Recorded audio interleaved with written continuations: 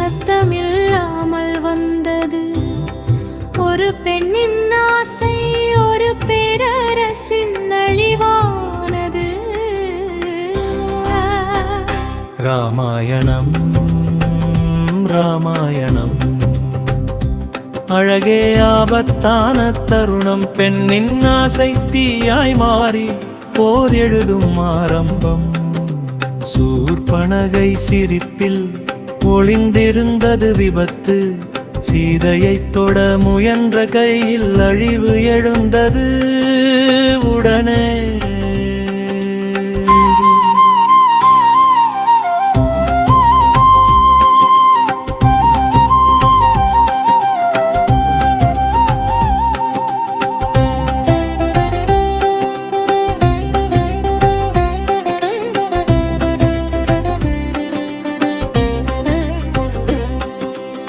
பஞ்சவட்டியில் வாழ்ந்த ராமன் சீதையோடு சாந்தமாக.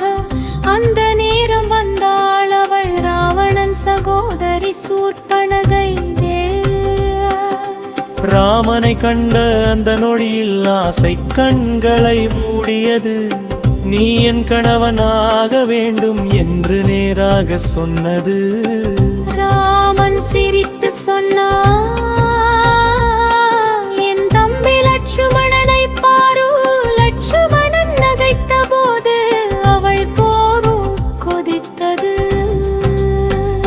ராமாயணம் ராமாயணம்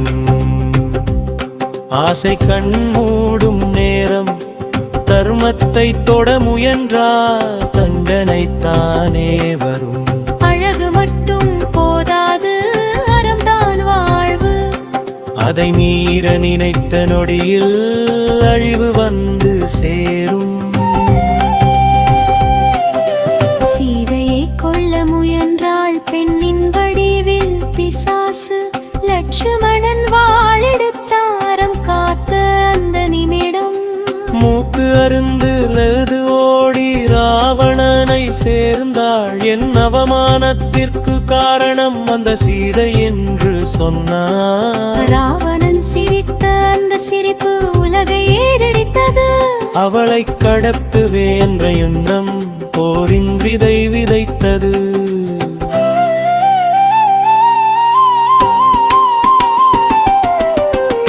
ஒரு பெண்ணின் கண்ணீர் ஒரு அரசன் அகங்காரம்.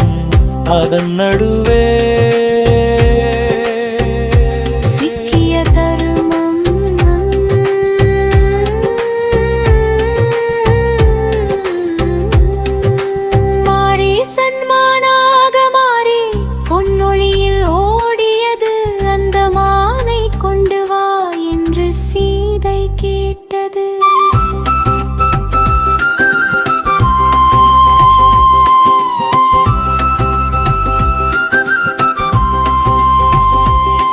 ராமம்பனத்தில் ஓடினாள். லட்சுமணன் பின்னால் நின்றான். என் ராமனுக்கு ஆபத்து என்று சீதை அழைத்தாள். ஊரு தாண்டி வெளியே வந்தாள். அந்த ஒரு காலடி என்றுவே ராவணனுக்கு வாய்ப்பு ஆனது.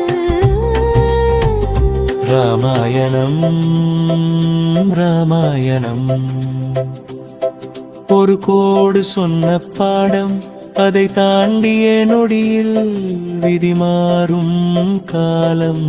சீதை சீதை என்று காடு முழுக்க அழைத்தது.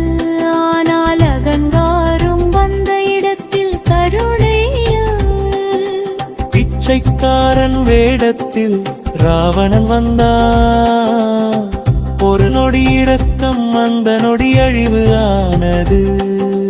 புஷ்பக விமானத்தில் சீதையை தூக்கி சென்றார். வானமும் அழுதது, பூமியும் நடுங்கியது. ஜடாயு போராடி விழுந்தான். ராமா என்று பூமி அவன் ரத்தத்தில் எழுதப்பட்டது. வரப்போகும் யுத்தம். சீதையின் கண்ணீர் கடலாக மாறும். ராமன் கோபம் யுத்தமாகும்.